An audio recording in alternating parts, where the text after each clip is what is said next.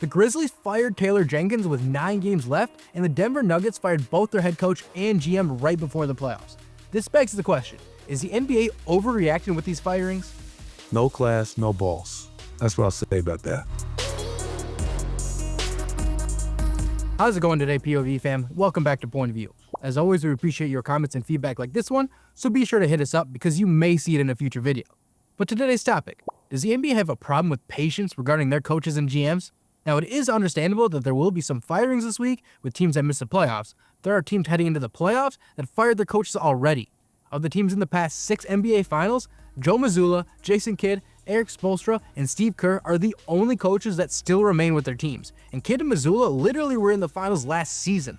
The Lakers won a championship and fired Frank Vogel 2 years later. The Bucks did the same with Mike Budenholzer, and now the Nuggets took it a step further by firing Mike Malone and GM Calvin Booth before the playoffs even started. What is going on?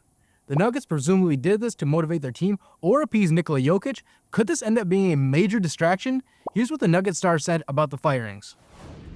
You know, when someone wants to wake somebody up or change energy, that's probably what they do, you know. In my country, if someone get fired, your word is probably you're the next. So I think it's definitely changed something and they get the reaction what they wanted probably.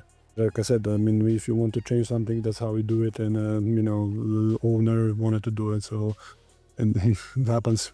I mean, I'm not going to say what Josh told me. So, I mean, I knew a little bit before everybody, and he told me, like, we made a decision. So it was not discussion. It was decision. And, you know, he told me why. And so I listened and I accepted, you know, I'm not going to tell what he told me. And I'm going to keep that private. Yeah, it seems like he definitely did not want to talk about it. Malone was the 3rd head coach fired this season, along with Taylor Jenkins and Mike Brown. So it could be safe to say that Malone probably wasn't blindsided by this, unfortunately. He had this to say when Brown was fired earlier in the season. At first, I was really shocked and surprised. Then I caught myself. So why am I shocked and surprised? For 2 reasons. One, because as an NBA head coach, ultimately you're going to get the blame. When they win, it's going to go to Sabonis and Fox. When you lose, it's going to go to Mike Brown. That's the way it works. And 2, who he works for. So I'm not surprised that Mike Brown got fired, because I got fired by the same person. And what really pissed me off about it was the fact that they lost last night, 5th game in a row, I believe. Tough loss, fouling a jump shooter. They had practice this morning. He does his post-game media, and he's in his car going to the airport to fly to LA, and they call him on the phone. No class, no balls. That's what I'll say about that.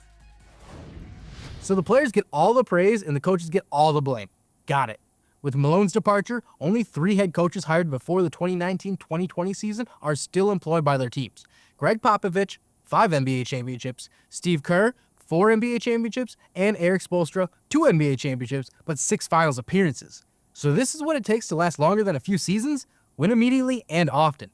One of the aforementioned teams that fired a head coach shortly after winning it all is the Bucks. Here's what our current head coach Doc Rivers had to say after the latest firings were announced. Quote, "It's always whose fault, and the first guy that gets blamed is the coach. It's tough. We sign on for it. There's a lot of other guys that will sign up for it as well. That doesn't make it fair, and that doesn't make it right. What happened in Memphis, in my opinion, was wrong. What happened today was wrong." End quote. Now keep in mind, Rivers is Milwaukee's 2nd head coach since Budenholzer after they fired Adrian Griffin midway through his first season with the team.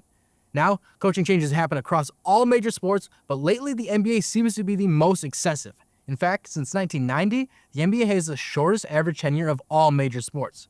Before we get into the specifics of that, I just wanted to remind you that we drop POV episodes featuring the most interesting perspective on the sports world, mine, 3 times a week.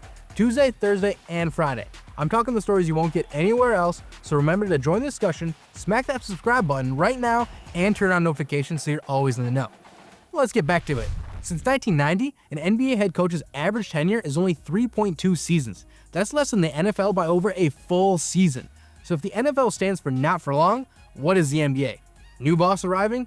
And keep in mind that 3.2 years includes Pop's 29 seasons, Spo's 17, and Kerr's 11. Without them, that number probably starts with a 2.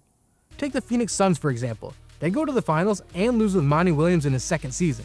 A couple seasons later, sorry, Monty, you're not good enough here. We need a winner, so swap him with Frank Vogel, who won a championship with the Lakers. That was a fun experiment for a season before he got axed after losing in the first round. So now they bring in Mike Budenholzer, who beat the Suns in the finals. Can't beat him? Join him, right? Or in this case, pay him to lead your team to the promised land.